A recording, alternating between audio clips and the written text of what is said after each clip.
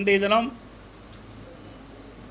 சேலம் மாவட்ட நிர்வாகிகள் ஆலோசனை கூட்டம் சேலம் புறநகர் மாவட்ட கட்சி அலுவலகத்தில் நடைபெற்றது. இந்த ஆலோசனை கூட்டத்தில் மாவட்ட செயலாளர் தலைமை தாங்கினார். சேலம் மாவட்டத்தில் தேர்ந்தெடுக்கப்பட்ட அனைத்து இந்திய அண்ணா திராவிட முன்னேற்ற கழக உறுப்பினர்கள் அனைவரும் தங்களுடைய கருத்துக்களை தெரிவித்தார்கள். அதோடு 2011 2026 வரை சட்டமன்ற பொதுத் தேர்தலில் அனைத்து இந்திய அண்ணா திராவிட முன்னேற்ற கழகம் அதிக இடங்களில் வெற்றி பெற்று சேலம் மாவட்டம் அனைத்து இந்திய அண்ணா திராவிட முன்னேற்ற கழகத்துடைய கோட்டையாக விளங்கிக் கொண்டிருக்கின்றன என்பதை இந்த நேரத்தில் தெரிவிக்க விரும்புகின்றேன். சேலம் புறநகர் மாவட்டத்தை பொறுத்த வரைக்கும் 8 சட்டமன்ற தொகுதி இருக்கின்றன. அதில் 7 சட்டமன்ற தொகுதி வெற்றி பெற்றது. ஒரு சட்டமன்ற தொகுதி குறைந்த வாக்கு வித்தியாசத்திலே வெற்றி வாய்ப்பு இழந்திருக்கின்றோம். இருந்தாலும் தமிழகம் முழுவதும் அனைத்து இந்திய அண்ணா திராவிட முன்னேற்ற கழக கட்சி சார்பாக போட்டியிட்ட வேட்பாளர்கள் 47 இடங்களில் வெற்றி பெற்றிருக்கின்றோம்.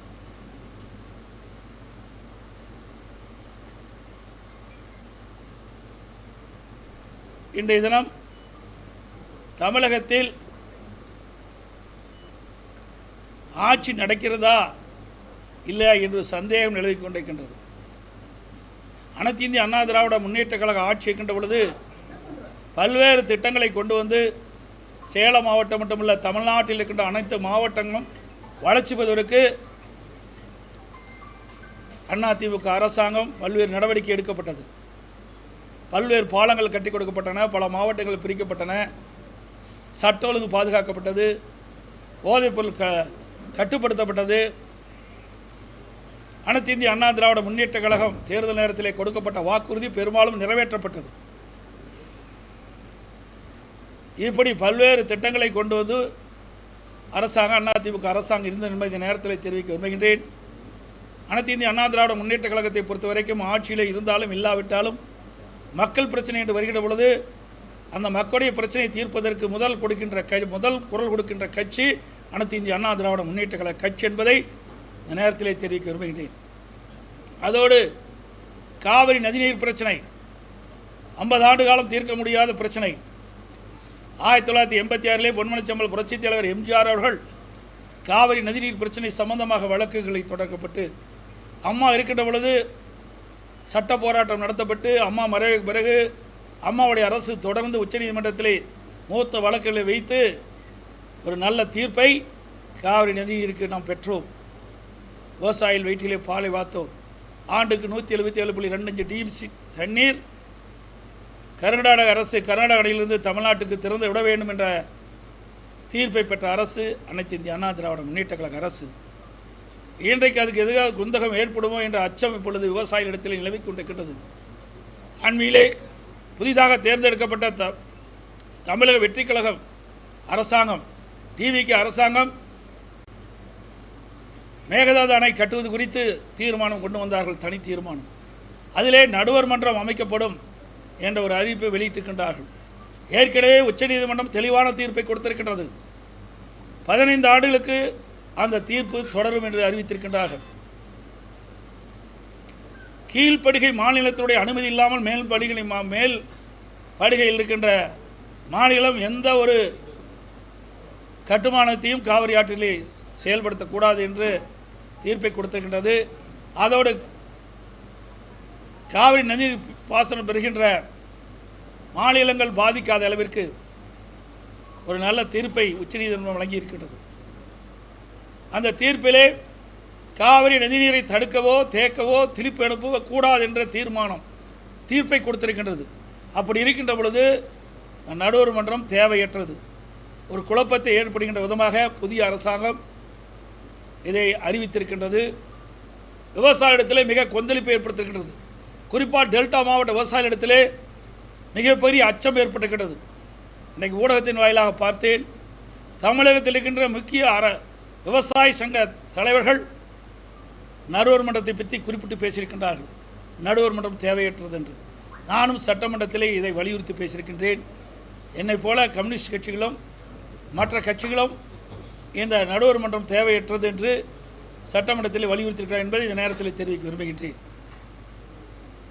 அதோடு அண்மையில் 10ஆம் தேதி கரூருக்கு தமிழக வெற்றி கட்சியுடைய தலைவரும் தமிழகத்துடைய முதலமைச்சருமான திரு விஜய் அவர்கள் பேசுகின்ற பொழுது ஒரு கருத்தை சொல்லியிருக்கின்றார். அனைத்து இந்திய அண்ணா திராவிட முன்னேற்ற கழகமும் திமுகவும் கூட்டு களவாடிகள் என்று குறிப்பிட்டிருக்கின்றார். எவ்வளோ பெரிய வார்த்தை! அவர் வகிக்கின்ற பொறுப்புக்கு அது சரியா? சிந்திக்க வேண்டும். அவர் ஒரு முதலமைச்சராக இருக்கின்றார். எந்த வார்த்தையை பயன்படுத்த வேண்டும் என்று யோசித்து பயன்படுத்த வேண்டும். அனைத்து இந்திய அண்ணா திராவிட முன்னேற்ற கழகம் கூட்டு களவாளி அல்ல. தமிழக வெற்றி கழக தலைவர் திரு விஜய் அவர்கள்தான் களவாளி. அனைத்து இந்திய அண்ணா திராவிட முன்னேற்ற கழகத்தின் சார்பாக போட்டியிட்டு இரட்டை சின்னத்திலே அவர்கள் போட்டியிட்டு வெற்றி பெற்றவர்களை குதிரை பேரத்தின் மூலமாக ராஜினாமா செய்து வைத்து அந்த ராஜினாமா செய்த உடனே அவர் டிவிகேலே சேர்த்திருக்கின்றார்களே, இதுதான் எங்களுடைய சட்டமன்ற உறுப்பினர்களை ராஜினாமா செய்ய வைத்து தமிழக வெற்றி கழகத்தில் இணைத்துதான் களவாளிகள். முதலமைச்சர் தான் எங்களுடைய வெற்றி பெற்ற சட்டமன்ற உறுப்பினர்களை ராஜினாமா செய்து கட்சியிலே சேர்த்தவர் அவர்தான் களவாளி. சொல்லுங்கள். தூய ஆட்சி நடைபெறுதா நீங்கள் தான் சொல்லணும். தூய ஆட்சினார், வெளிப்படை ஆட்சினார். இப்போ யாரெல்லாம் சேர்த்திட்டு இருக்காரு? யார் மேலாம் குற்றம் சொல்லிக்கிட்டு இருந்தார்?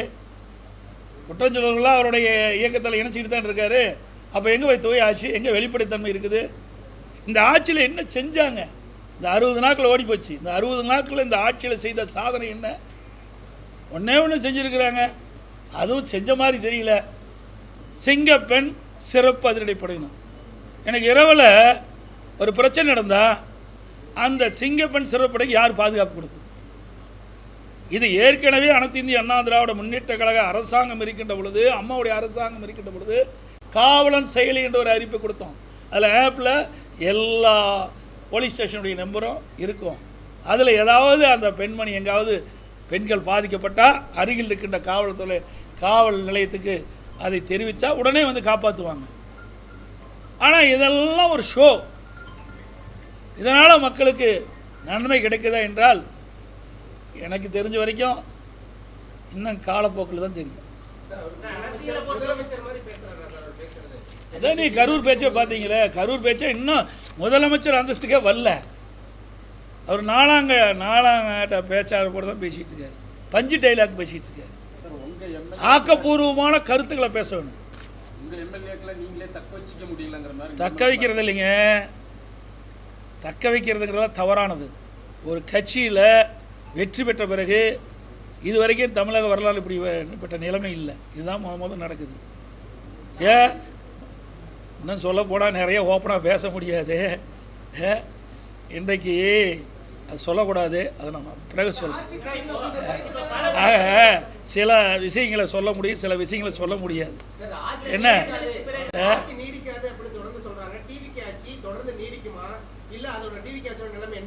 அதான் நான் ஏற்கனவே சொன்னேன். இப்போ ஸ்டாண்ட் இருக்குது. அந்த 3 ஸ்டாண்டு 3 காலும் சரியாக இருந்தால் தான் அந்த ஸ்டாண்டு நின்று நீங்கள் வந்து தொலைக்காட்சி சரியாக இயக்க முடியும்.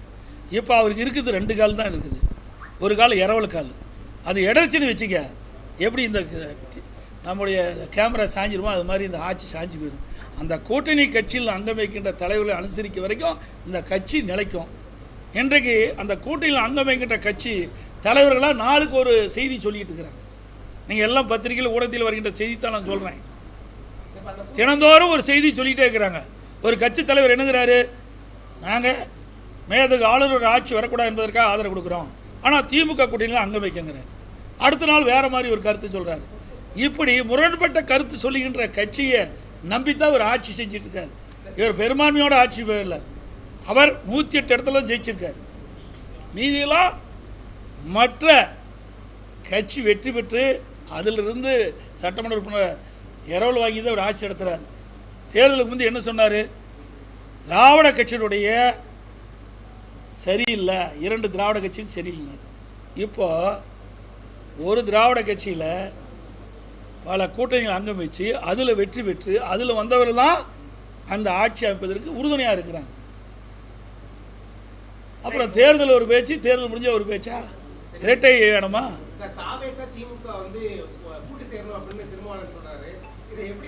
இது அவருடைய கருத்து. தான் திறந்தவர் ஒரு கருத்து சொல்லிட்டு இருக்காரு. எந்த கருத்தை எடுத்துக்கிறது அப்படின்னு ஒரு கட்டுக்கதையை கட்டி விட்டுருக்குறாங்க. அதாவது எங்களை பொறுத்த வரைக்கும் அனைத்து இந்திய அண்ணா திராவிட முன்னேற்ற கழகத்தை பொறுத்த வரைக்கும் நாங்கள் சொல்கின்ற கருத்து தான் எங்களுடைய கருத்து. மற்றவருடைய கருத்தெல்லாம் இணைக்கக்கூடாது. புரிஞ்சுக்கிட்டீங்களா? ஒவ்வொருவருக்கும் ஒரு கருத்து இருக்குது. எங்களை பொறுத்த வரைக்கும் அனைத்து இந்திய அண்ணா திராவிட முன்னேற்ற கழகத்தை பொறுத்து உங்களுக்கு தெரியும். பொன்மனச்சம்பல் புரட்சித் தலைவர் எம்ஜிஆர் இந்த இயக்கத்தை துவங்கின்ற பொழுது தீய சக்தி திமுக என்று சொல்லி தான் தொடங்கினாங்க. அந்த நிலைப்பாட்டில் இன்ற வரைக்கும் இருக்கிறோம். 195 இடத்துல நான் எழுச்சி பயணம் மேற்கொண்டேன். அப்போவும் திராவிட முன்னேற்ற கழகத்தில் செய்த தவறுகளை தான் சுட்டி காட்டினேன். 5 ஆண்டு காலம் பிரதான எதிர்க்கட்சி தலைவராக இருந்தேன். அப்பொழுது சட்டமன்றத்தில் பேசுகின்ற பொழுதும் அந்த கருத்தின் அடிப்படையில் தான் திராவிட முன்னேற்ற கழகம் செய்த தவறுகள் அதை சுட்டி காட்டி தான் நாங்கள் பேசினோம். இன்றைக்கும் அந்த நிலை.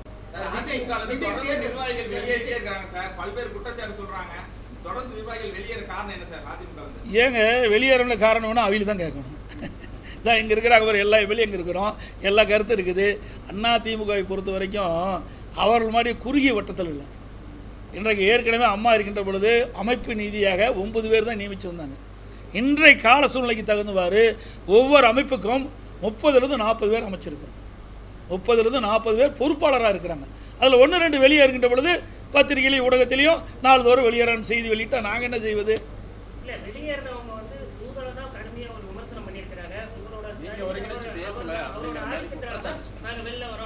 அப்புறம் அது வரைக்கும் ஜெயிக்க வரைக்கும் ஆதிக்கம் இல்லையா? ஆட்சி அமைக்கலைன்னா எப்படி வேணால் கருத்து சொல்லலாம். இவர்களை ஆதரித்து பேசணும்ல, இவருடைய மாவட்டத்துக்கு போனோம்ல, அப்போல்லாம் ஏன் பேசலை? அவருடைய என்ன பேராசை. இன்றைக்கு வேறு இடத்துக்கு போனால் மந்திரி பதவி கிடைக்கணும் ஆசைப்பட்டாங்க. அவர் பெரிய அண்டாவில் அல்வாக கிண்டி கொடுத்துட்டு போயிட்டார். அதிமுகவை ஒன்றுமில்லாமல் ஆக்கிய பொறுப்பு வந்து தினகரனையே சாரும்னு சொல்லிட்டு காங்கிரஸ் மாநில தலைவர் மாணிக்கம் தாக்கூர். அந்த கட்சியில் என்ன இருக்குது? கழுத தேஞ்சு கட்டருப்பாகிற மாதிரி அது எவ்வளோ பெரிய இயக்கம், 100 ஆண்டு விழா கண்ட கட்சி இன்றைக்கு தமிழகத்தில் எந்த நிலையில் இருக்குது?